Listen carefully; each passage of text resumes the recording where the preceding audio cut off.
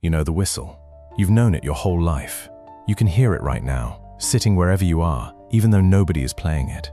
A father, a boy, a dirt road going nowhere important, and somehow, home. That is what Mayberry was. Not a place, a feeling. The safest half hour on television for 8 straight years. If that feeling still means something to you, hit subscribe, because what happened to this cast deserves to be told right. 13 people built that feeling. The sheriff, the deputy who kept one bullet in his shirt pocket, the aunt who could outcook the whole county, the boy with the fishing pole, the barber who couldn't stop talking, the gas station cousin who hollered Shazam like it was scripture. 11 of them have left us. 2 are still here. One went from Mayberry to the Oscars. The other quietly retired and never looked back. And the man who held it all together, whose patience held that town together the way gravity holds a planet, he made one request before the end. No funeral, no flowers, no speeches. Just a grave on an island, filled before the sun went down. Why? We'll get to that. But first, number 13. A woman who spent her Mayberry years as the town's gentlest gossip. Then she walked onto a different set and joined a coven. Her father served in the United States Congress. She ran the speech department at Bradley University. She didn't arrive in Hollywood until she was past 50. Hope Summers played Clara Edwards, Aunt Bee's closest companion, the neighbor who knew everybody's business before they did and shared it over pie. 36 episodes across the 1960s. A warm face, a familiar voice. Exactly the woman you'd want living next door. And then came 1968. Roman Polanski put her in a circle of elderly neighbors. Candles, chanting, Maya Farrow screaming, Rosemary's Baby. Hope Summers played Mrs. Gilmore, one of the witches. Same kind eyes, same soft manner, completely terrifying. She left us in 1979, still working, still playing the people audiences trusted most. Teachers, nurses, neighbors. The ones who always seemed to be on your side. She just proved, at least once, they might not be. But if Hope Summers had the strangest second credit in this cast, the next man had the strangest audition. He didn't come through a casting office. He came through a Broadway curtain call. 1964. A one-act play called Huey opens on Broadway. Jason Robards stars. Beside him, a Pittsburgh-born actor named Jack Dodson holds his own against a giant of the American stage. In the audience sits Andy Griffith.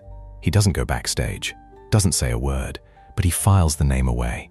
2 years later, Dodson gets a call. Griffith wants him for a new character, a county clerk named Howard Sprague. Timid, meticulous, the kind of man who irons his pajamas and means it.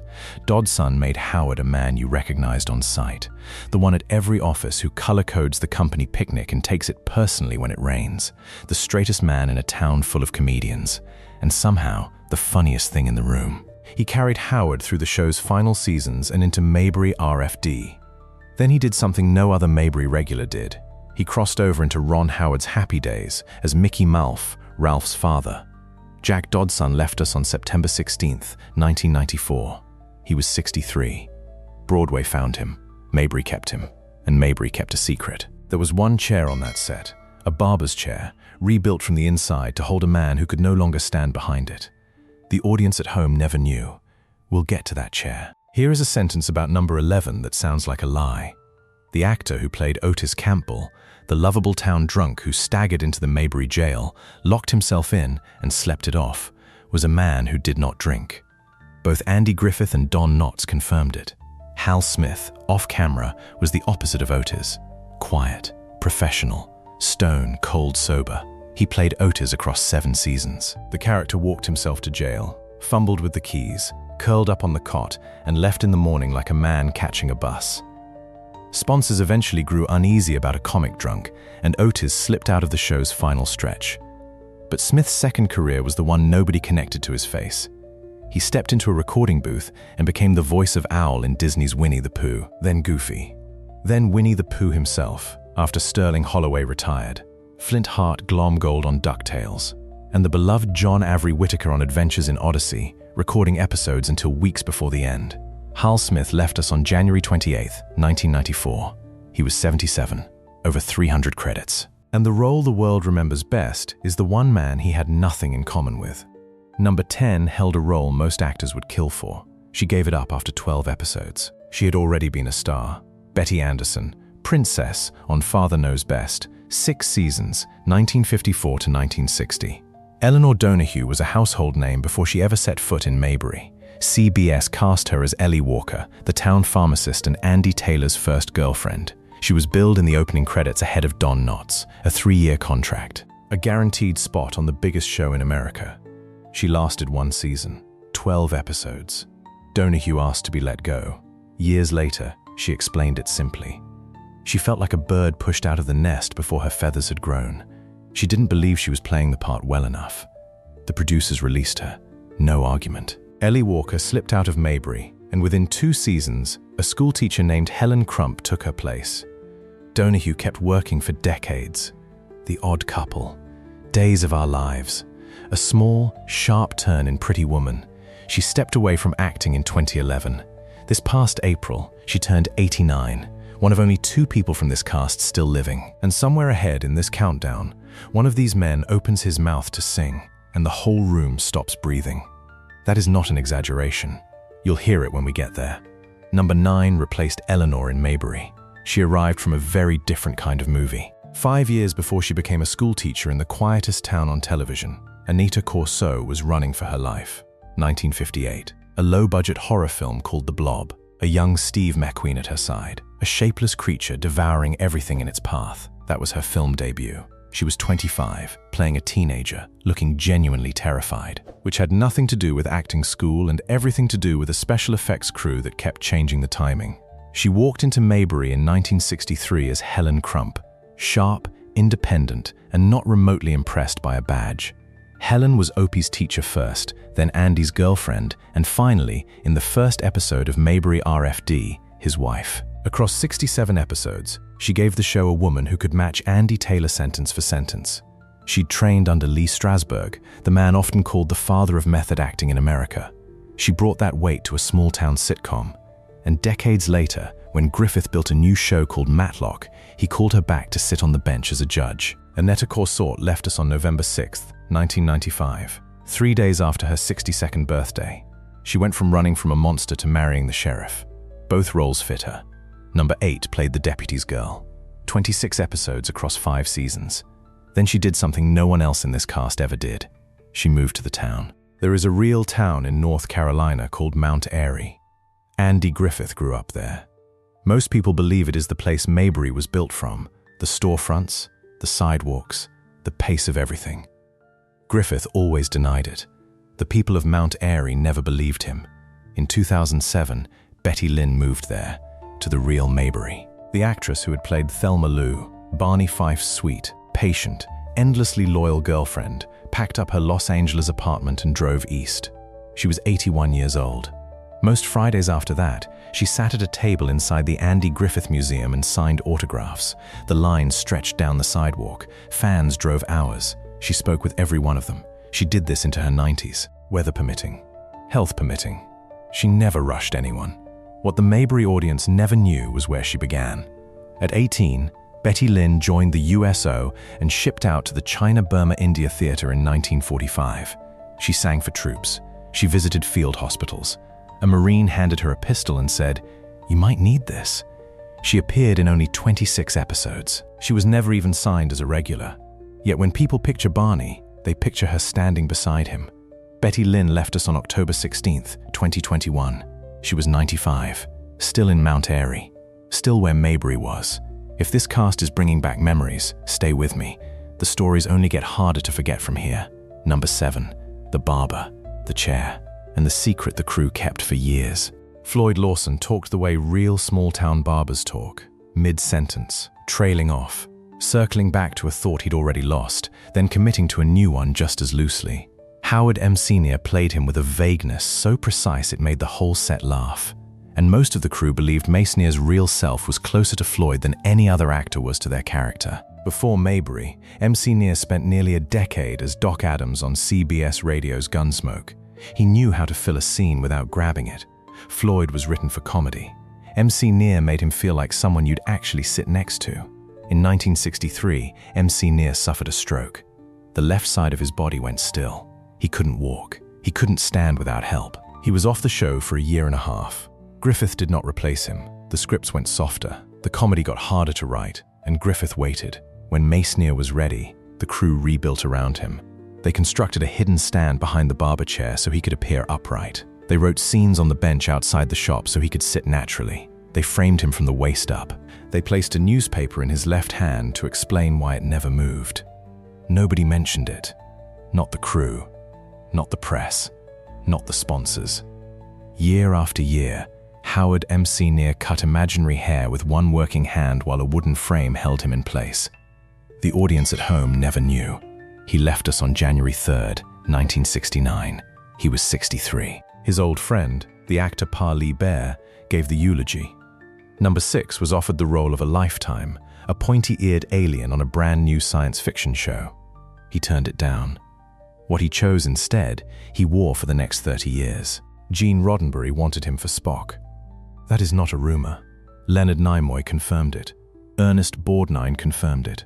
Before Star Trek had a Vulcan, it had a phone call to a classically trained Southern actor named George Lindsey, offering him the ears, the eyebrows, and the entire future of science fiction television. He passed.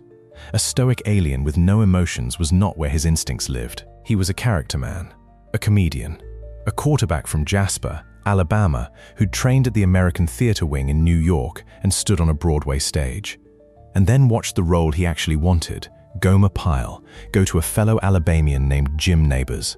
Lindsey didn't disappear. The producers built Goober, Gomer's cousin, specifically for him, and he carried Goober across the next 3 decades.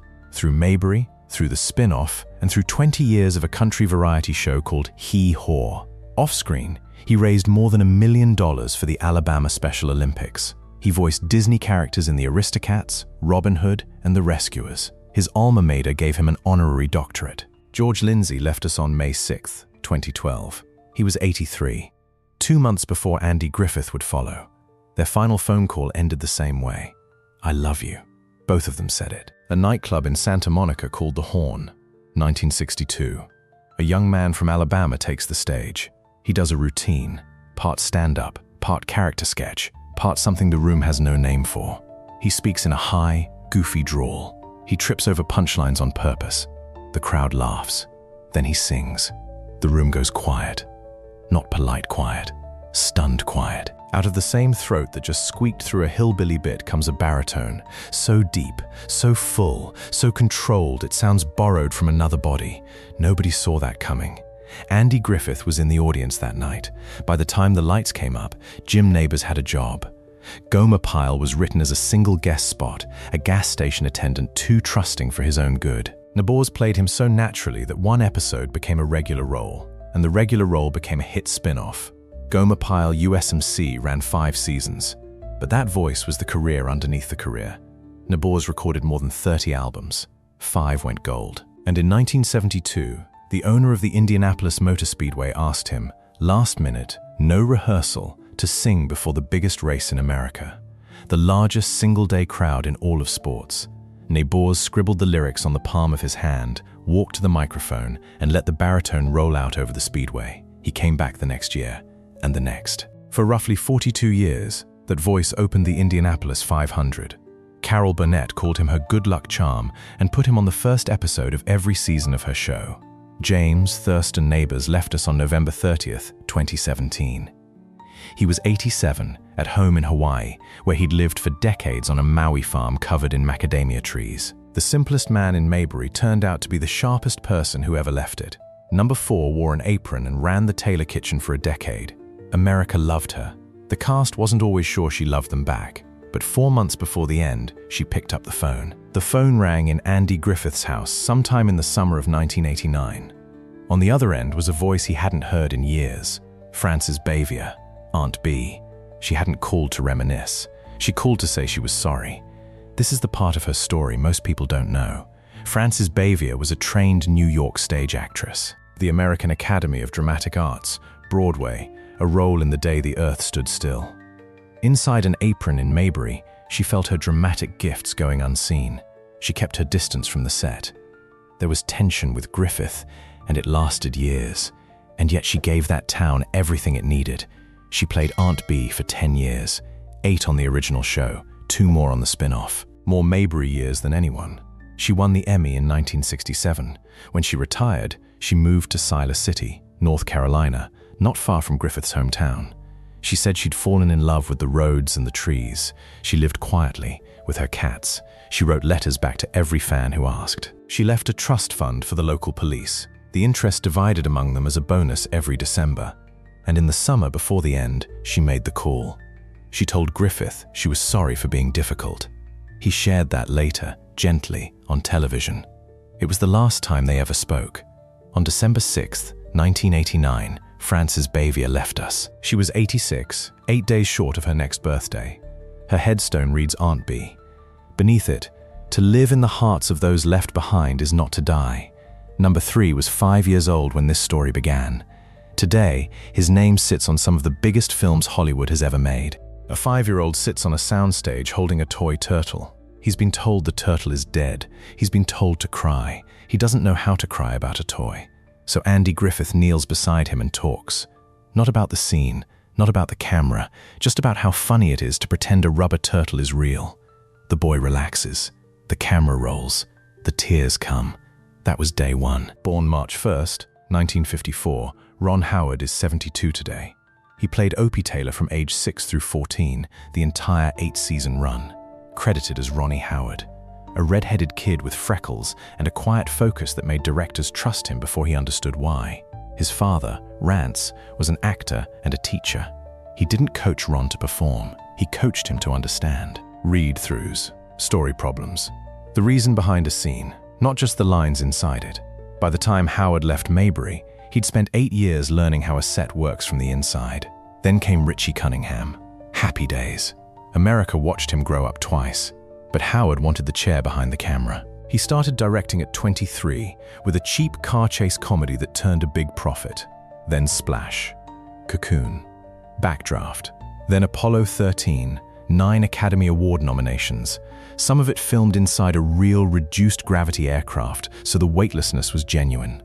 And then March 2002, a theater packed with the industry that had watched him grow up on their screens. An envelope opens, a name. And the freckled boy from Mayberry walks to the stage to accept the Academy Award for Best Director. The film was a beautiful mind. It won Best Picture the same night. Not a bad second act for a kid who started with a rubber turtle. And in 2025, Howard shared something he'd only just learned himself. He and Don Knotts, the boy and the deputy, side by side for 5 seasons, were distant cousins. Neither of them had ever known. That deputy is next. Number 2. 5 gold statues with his name on them, and a friendship that began on a Broadway stage in 1955. October 20th, 1955. A Broadway stage. A play called No Time for Sergeants. Standing in the wings is a rail-thin comedian from Morgantown, West Virginia, with pop eyes and a voice that could rattle a room. Beside him is a big man from Mount Airy, North Carolina, who had once wanted to be a preacher. Don Knotts and Andy Griffith met that night. They would never really separate. When Griffith built his television show 5 years later, Knotts called him. He didn't audition. He called and said he had an idea for the deputy.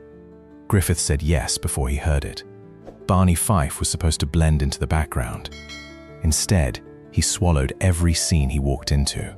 Self-important, romantic, terrified, brave for exactly 3 seconds before the fear came flooding back. Knotts played him like a child, every thought landing on his face the instant it arrived.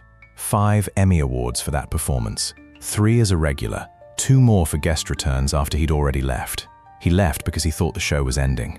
Griffith had talked about stopping after season 5. Knotts signed a film deal. Then Griffith kept going, and Knotts always said he regretted having to walk away. The movies came, The Ghost and Mr. Chicken, The Reluctant Astronaut, then a second wave of fame as Ralph Furley on Three's Company. Then back to Griffith again, years later, on Matlock.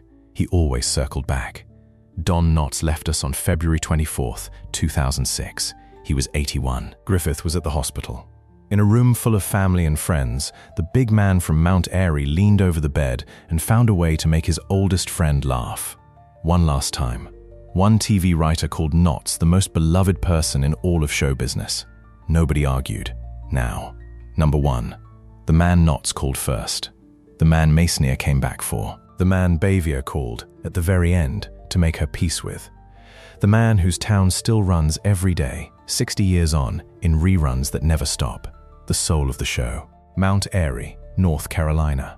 A boy whose parents couldn't afford a house of their own, so he lived with relatives until his father scraped together enough to buy one on the blue-collar south side of town. The boy didn't dream of Hollywood. He dreamed of a pulpit. He enrolled at the University of North Carolina to study for the ministry. He changed his major to music. That one decision built Mayberry. Andy Griffith taught high school music for 3 years after college. Then he wrote a comedy monologue, a country boy watching a football game for the first time, not understanding a single thing about it. Capitol Records released it. It sold 1 million copies. Broadway found him. No Time for Sergeants, 1955. Then Elia Kazan put him in a face in the crowd. Griffith played no gentle sheriff there. He played a charming monster, a drifter who claws his way to national fame and turns cruel with it. It remains one of the most chilling performances in American film, and almost nobody saw it at the time. Then came October 3rd, 1960. CBS, a town called Mayberry, a sheriff who didn't carry a gun. Griffith had planned to be the funny one. 2 episodes in, he saw that Don Knotts should carry the comedy, and that his own job was to be the still center everyone else could spin around. He refused a studio audience so the town would feel like a real place. 249 episodes, 8 seasons, never lower than 7th in the ratings. He walked away while it was still number 1. It could have ended there. Instead, he came back 2 decades later as Ben Matlock, the rumpled defense attorney in the gray suit, and held that role for 9 more years. A Grammy for a gospel album, the Presidential Medal of Freedom in 2005. But the quietest thing he ever did was the instruction he left behind. No funeral, no service, no cameras. He was buried on Roanoke Island, the place he had chosen to live, within hours of his last breath. The ground closed over him before most of the country knew he was gone. Andy Samuel Griffith left us on July 3rd, 2012. He was 86. He didn't want a crowd at the end, maybe because he had already given them Mayberry, and Mayberry was enough. 13 people walked through the door of that courthouse. 11 are gone. Hope Summers taught speech in Peoria and ended up in a Roman Polanski film. Jack Dodson was a stage actor who wandered into a small town and never quite wandered out. Hal Smith played 300 roles, and we remember him as the one man he was nothing like. Aneta Corsaut brought steel to a town built on charm. Betty Lynn went to the fans, and then moved into the fans' town for good. Howard M. Sr. lost the use of half his body, and his crew rebuilt the set so he could stay. George Lindsey chose the beanie cap over the pointed ears and wore it happily for 30 years. Jim Nabors hid the biggest voice on the lot inside the simplest man in town. Frances Bavier played everyone's aunt for a decade, then went home and closed the door. Don Knotts turned pure nervousness into an art form. 5 separate juries agreed. Andy Griffith held the center so everyone else could shine. Eleanor Donahue walked away from acting 15 years ago. She is 89 now, and she left on her own terms. Ron Howard is 72, and he never really left. Still directing, still producing, still the kid on the set who watched everything and remembered all of it. Mayberry was never a real place. You've always known that. But the people who built it were real. And what happened to them? The Emmys, the Strokes, the apology, the baritone nobody expected, the grave filled before sundown. All of that was real too. 11 gone, 2 still working, and a town that still airs somewhere every single day, on some channel, in some living room where somebody needs it. If this cast meant something to you, leave your favorite Mayberry character in the comments. And if you're not with us yet, subscribe. There are more casts and more stories about the people behind the screen coming your way.